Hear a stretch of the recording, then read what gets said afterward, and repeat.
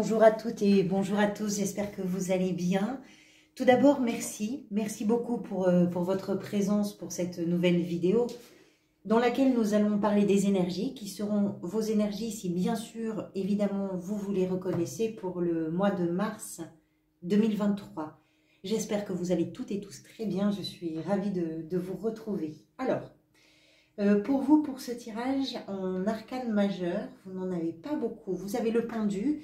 Le pendu, c'est la carte qui est venue lors du tirage semestriel, qui nous renseigne sur une énergie peut-être à laquelle vous vous confrontez ou que vous expérimentez ou que la vie vous propose de déployer. On va voir un petit peu comment ça peut se décliner. Pour le mois de mars, vous avez ici la tempérance dans l'état d'esprit et je crois que c'est tout en arcane majeur, vous n'en avez pas d'autres. Ensuite, des coupes, des deniers, des bâtons et des épées, donc tous les arcanes mineurs sont représentés ici. D'accord. Ce qui se dégage comme ça, c'est que vous êtes peut-être dans un mois d'émancipation par rapport à certaines choses qui ont pu être soit complètement bloqué, soit peut-être refoulé.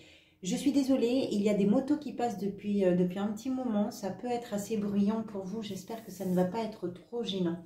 On va commencer par l'énergie du pendu.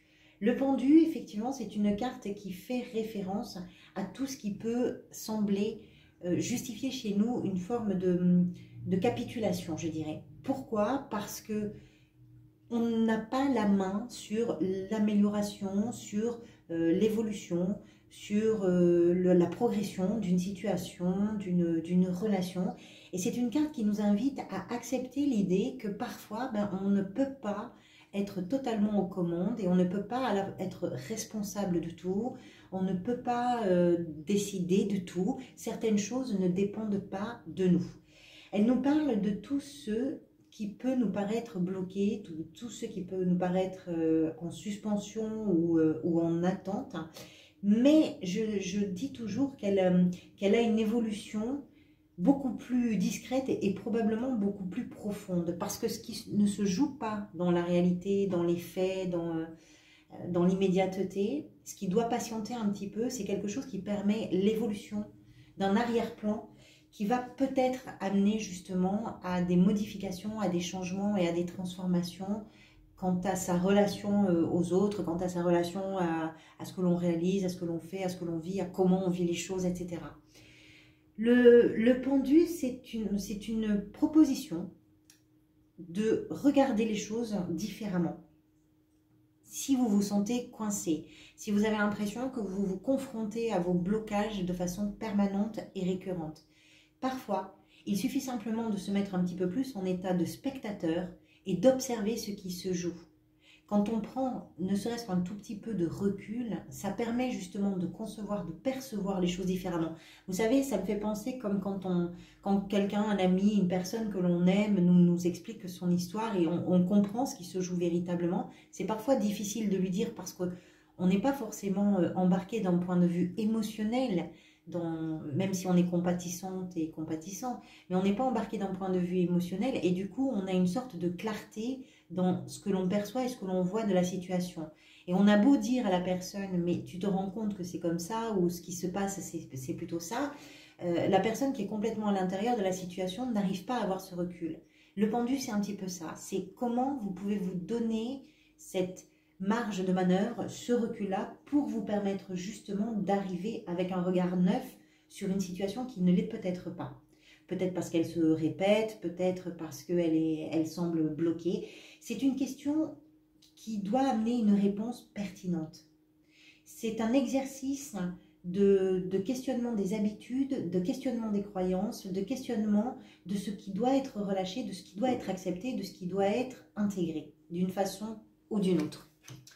Votre état d'esprit, vous avez la 4 de coupe avec la tempérance. La 4 de coupe rejoint complètement ça, puisque c'est une carte qui nous parle de frustration, qui nous parle d'ennui, qui nous parle de tout ce que l'on connaît et qui n'a plus la saveur, la couleur, l'éclat des premiers temps ou des premiers émois.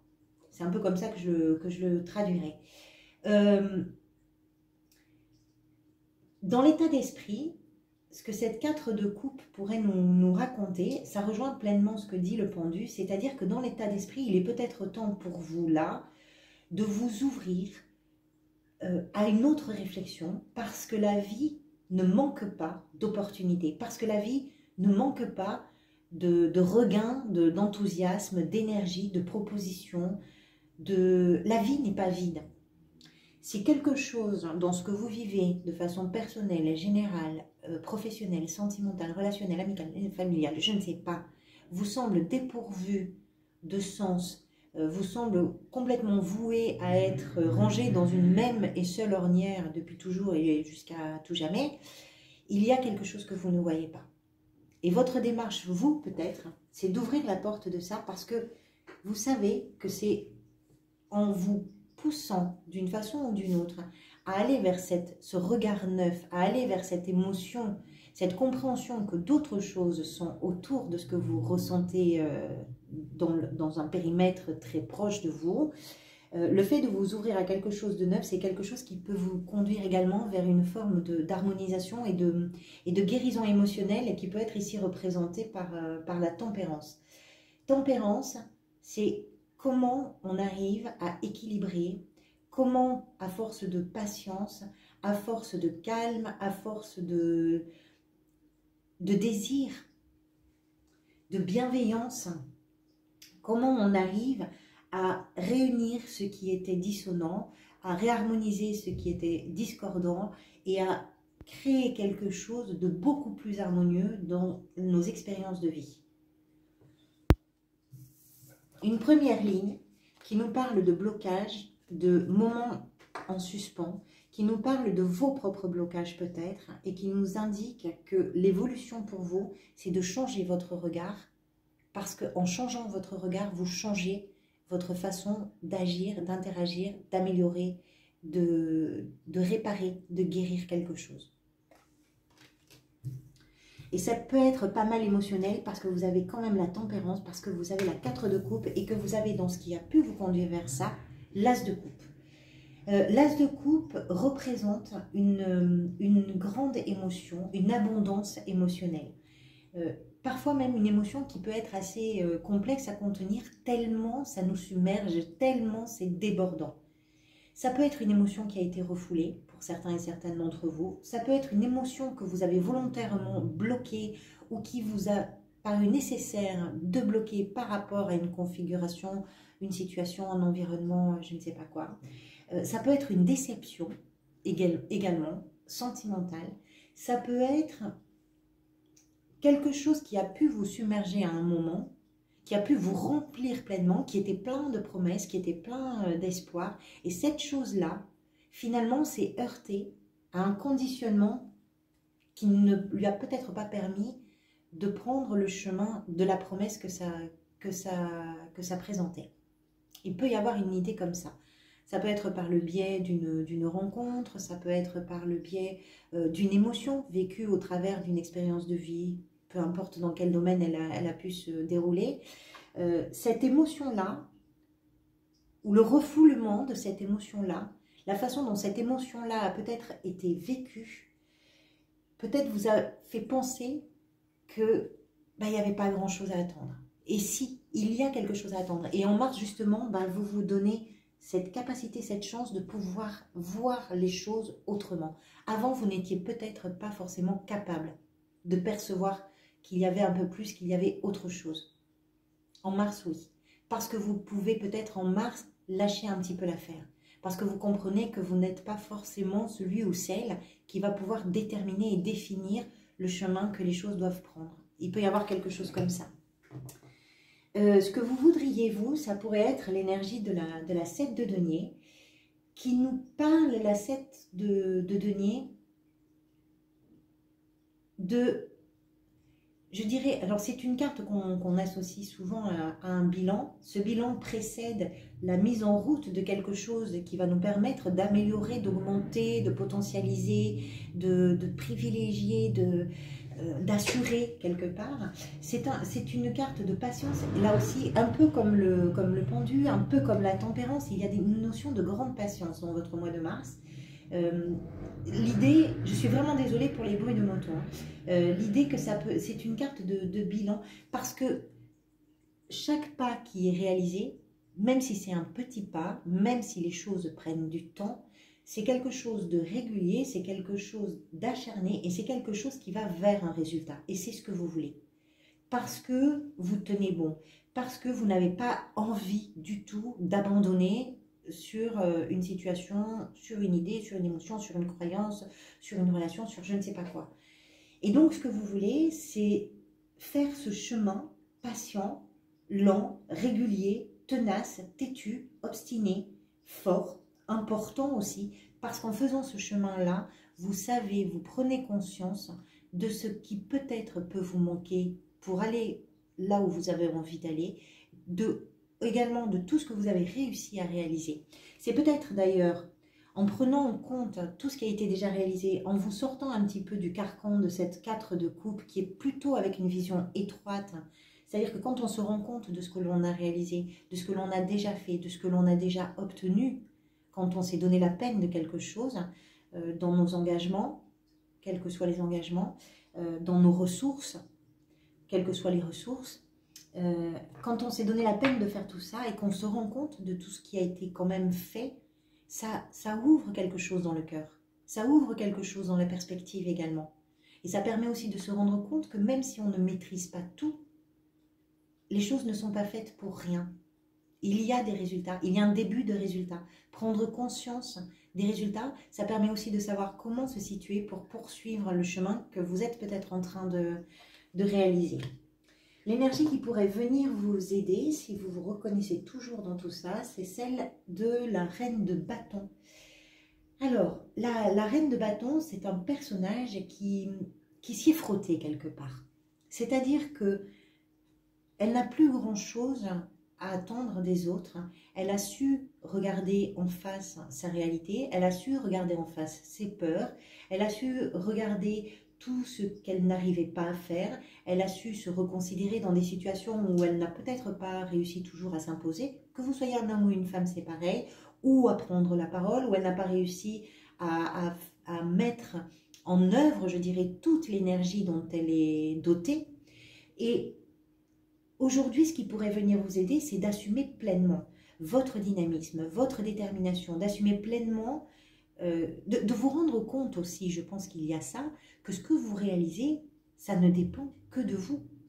Que quand vous entreprenez quelque chose et que vous le faites en toute conscience, avec vos points forts, vos points faibles, vos capacités, vos manques, etc., mais que vous assumez les choses parce que vous vous engagez, parce que vous êtes désireuse et désireux d'aller vers quelque chose, ça se déploie complètement. Et ça vous permet également d'avoir une sorte d'aura qui va se voir, qui va être partagée, qui va être reconnue, qui va être appréciée. La reine de bâton réussit ce qu'elle entreprend. Elle est très efficace. Elle a des peurs, elle n'est pas sans peur, mais elle est particulièrement efficace dans la gestion de ses peurs. C'est quelqu'un de très inspirant. Et ça, c'est l'énergie qui va venir vous aider. Alors, ça pourrait pour certains et certaines d'entre vous, bien sûr, représenter une personne. Hein. Pourquoi pas d'ailleurs une personne d'un signe de feu, donc Bélier, Lion ou Sagittaire, c'est possible, qui aurait cette puissance et cette aura, et peut-être sur vous une sorte d'influence comme ça, de soutien, d'aide pour vous amener à avancer quelque part. Avec cette dynamique, parce qu'elle reste focalisée sur les choses qu'elle veut atteindre. Et qu'elle connaît, elle connaît son histoire, elle connaît son bagage. Elle n'a pas beaucoup de doutes, c'est-à-dire que si elle s'engage quelque part, elle sait pourquoi elle y va, parce qu'elle peut y aller. Et c'est ce qui fait qu'elle devient très efficace. Donc ça peut être quelqu'un qui vous aide dans ce sens-là, mais ça peut être aussi l'énergie que vous déployez, parce que justement, vous êtes sur ce cheminement d'ouverture et de compréhension que vous n'êtes pas forcément maître de tout, mais par contre, vous êtes maître de votre histoire, de votre création, de vos relations, de votre situation. Ce que vous voulez, c'est savoir où vous en êtes. Ce qui vous aide, c'est qu'à partir du moment où vous savez où vous en êtes, ça se déploie. Le défi pour vous pourrait résider dans l'énergie de la 2 d'épée. La 2 d'épée qui nous parle d'un choix, elle n'arrête pas de sortir, cette 2 d'épée d'ailleurs dans les tirages du mois de mars. Là aussi, c'est une carte de blocage possible. Là aussi, c'est une carte d'indécision. Le temps de la réflexion. Le temps de la réflexion qui parfois est un petit saboteur parce que à trop réfléchir, on n'arrive plus à savoir qui, quoi, comment, où, comment, quand. C'est un défi. C'est un défi pourquoi? Parce que d'un côté, vous avez la tempérance qui nous permet de comprendre que vous êtes dans la compromission, je dirais. Vous êtes capable de réaliser les choses qui vont vous faire du bien en essayant, pas en essayant, en les harmonisant, en faisant en sorte de faire cohabiter des choses qui ne sont pas forcément, on va dire, supposées cohabiter. Mais vous avez ce talent-là, vous avez ce potentiel-là en vous en mars. Et ce désir aussi, ça part de vous, ça part de votre envie. Il n'en demeure pas moins que quand on essaie d'arranger certains points forts, points faibles, zones d'ombre, zones de lumière, énergie, etc., ça peut être compliqué parce que tout n'est pas arrondi. Il y a des angles droits. Et la 2 d'épée nous explique qu'effectivement, sur les angles droits, ce serait bien d'arrêter de vous cogner le petit orteil parce que ça ne va pas vous aider à avancer. Il peut y avoir quelque chose comme ça. Dans la sphère professionnelle, le roi de coupe. Le roi de coupe peut représenter une personne dans votre activité,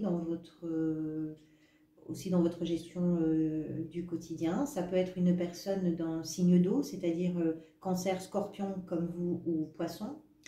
Quelqu'un de particulièrement attentif, aimant, bienveillant, accueillant. Quelqu'un de particulièrement sensible à l'environnement agréable, équilibré, dans une énergie qui est émotionnellement, pour le coup, véritablement assumée, ancrée, posée, tranquille, etc. Parce que c'est un personnage qui va avoir envie et besoin d'équilibrer tous les différents rapports de force ou toutes les personnalités d'un collectif. C'est possible. Ça peut être également votre propre énergie, c'est-à-dire de vous interroger également parce que vous avez traversé des choses effectivement qui se sont retrouvées peut-être dans une impasse et finalement vous êtes passé par des ascenseurs émotionnels, vous avez dû cadrer, canaliser, refouler quelque chose qui peut-être était une très belle promesse, pourquoi pas professionnelle, et finalement qui s'est retrouvé cadenassé dans un coin qui n'a pas tenu les promesses. Et du coup, aujourd'hui, vous êtes peut-être en mesure, justement, d'un point de vue émotionnel, d'aborder la question différemment, parce que vous assumez les choses, parce que vous souhaitez avoir dans votre activité ou votre gestion du quotidien des échanges qui vont être constructifs. Peut-être sous forme de reconnaissance, peut-être sous forme de soutien, voilà. Qu'est-ce qui vous convient? Qu'est-ce qui fait que votre réalité professionnelle ou quotidienne va correspondre à la fois à vos ambitions, mais va provoquer chez vous quelque chose de positif? Vous vous sentez suffisamment forte et suffisamment fort, quelle que soit votre situation professionnelle, en activité, en recherche d'emploi, sans profession, à la retraite, peu importe, vous vous sentez suffisamment forte et fort pour développer cette capacité naturelle à créer autour de vous un environnement qui va être agréable pour vous. Ou en tout cas, vous allez être dans cette recherche-là, parce que peut-être que vous êtes fatigué des blocages, parce que maintenant, ce qui est important, c'est que tout arrive à se concilier d'une façon apaisante et tranquille.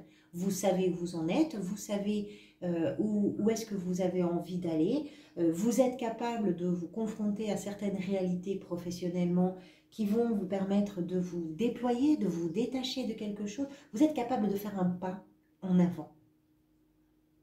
Et de ce fait, vous êtes capable également de gérer vos émotions à l'intérieur de ça et d'aller vers votre bien-être. Peut-être. Dans la sphère sentimentale et relationnelle, vous avez le cavalier de denier. Le cavalier de denier. Alors, c'est le cavalier le plus sûr, c'est le cavalier le plus méthodique, du tarot. Il peut représenter pour vous une personne également d'un signe de terre. Les signes de terre, ce sont les taureaux, les vierges ou les capricornes. Donc il est possible qu'il y ait une personne, que ce soit un partenaire ou une partenaire de vie amoureuse, que ce soit un ou une amie, que ce soit une personne de la famille. C'est quelqu'un qui n'est pas forcément dans des choses surprenantes, hein. Il est très ancré, il est bien concret. On n'est pas dans le romantisme, on n'est pas dans l'innovation, hein. C'est pas quelqu'un qui va faire des éclats de quoi que ce soit, mais par contre c'est quelqu'un qui a une grande maturité, qui a un grand sens des responsabilités et qui est très sérieuse et très solide. C'est quelqu'un de très fiable pour vous. Peut-être que si ça représente une personne, vous pouvez être sûr de cette relation parce que, même si on n'est pas dans quelque chose de torride ou de farfelu ou de je ne sais pas quoi, c'est sécurisant, c'est stable, c'est vraiment quelqu'un qui peut vous épauler. Ça peut être également ce que vous cherchez dans vos relations, dans une relation en particulier ou d'une façon très générale dans vos relations. C'est-à-dire que vous allez plutôt être à la recherche de la stabilité dans vos relations, quitte peut-être à avoir moins de relations, pourquoi pas, à restreindre quelque chose. Si on considère ici que sentimentalement, il y a peut-être eu une rencontre qui a fait une sorte d'emballement, c'est possible. Maintenant, on cherche soit parce que ça a été déçu à aller vers des choses qui ne vont pas forcément être décevantes, qui vont être beaucoup plus sûres pour vous, soit parce que ça a finalement été prometteur et que ça a apporté quelque chose. Ça vous permet aussi de construire. À partir de cette base-là, ça vous permet de construire. C'est-à-dire qu'on réfléchit dans les relations où on en est, avec les personnes avec lesquelles on est en interaction. On réfléchit à ce que l'on est capable d'arranger en soi ou de travailler à l'intérieur de soi pour pouvoir être dans une nouvelle, on va dire, ouverture. Et peut-être aussi que ce qui peut amener à cette énergie du cavalier de denier, c'est peut-être d'accepter que même si on est dans quelque chose de, on va dire, de routinier, pourquoi pas, il est un peu routinier ce cavalier, même quand on est dans une forme de routine, il n'empêche qu'il y a de jolies choses autour. C'est un peu aussi la 4 de coupe. Si on arrête de regarder simplement le côté un peu plan-plan de nos relations, on peut se rendre compte qu'il y a des choses qui peuvent être injectées. Il y a une notion de temps également, puisque je vous disais c'est le cavalier le plus lent. Les choses ne vont pas à vive allure. Vous prenez le temps en Mars. Comment vous vous sentez? Ça pourrait être l'énergie du valet de denier. Alors, le valet de denier, c'est un personnage qui porte justement un regard vers la nouveauté, vers l'avenir, vers l'opportunité, vers le changement. Ça peut être effectivement par le biais d'une étude, d'apprentissage, de formation. Ça peut être par un changement au travail. Ça peut être par rapport à quelque chose qui professionnellement va amener une nouvelle vision. C'est possible. Ça peut être également dans tout ce qui peut faire écho, je dirais, à vos ressources, à vos valeurs et à ce qui est important pour vous. Ce valet prend soin de ce qu'il a déjà réalisé. Parce qu'il sait où il veut aller. Il sait qu'il lui reste encore du chemin, mais il a cette volonté, il a cette envie, il sait qu'il peut y avoir, une nouvelle opportunité et c'est quelque chose dont il a envie de prendre soin. Comment vous vous sentez? Vous vous sentez peut-être en position de prendre soin de vous et de prendre soin de vos lendemains. Parce que c'est important pour vous. Parce que vous savez aussi qu'en prenant soin de ce présent, de ce que vous avez pu réaliser, même si tout n'est pas achevé, même si tout n'est pas complètement abouti, et que vous commencez justement là à vous déployer un petit peu dans une sorte d'efficacité, à lâcher un petit peu l'affaire sur certaines questions, ça vous permet aussi d'avoir un regard différent sur des lendemains. Et les lendemains que vous regardez, ce sont des lendemains qui pour vous vont être à l'origine de votre plaisir, de votre bonheur, de votre autonomie, de votre confort, de votre bien-être, que ce soit matériel ou pas. Ce vers quoi vous pourriez aller à la fin du mois. Alors, la 5 de denier est une carte d'instabilité. C'est une carte qui nous parle du manque, qui nous parle de la peur, qui nous parle de l'absence. Le mois prochain, les scorpions, vous allez vers la mort. Donc, il y a un changement pour vous. Peut-être que c'est ce que vous êtes en train de comprendre en mars. C'est-à-dire qu'en mars, vous vous rendez compte que vous avez aussi peut-être les épaules pour accepter un changement.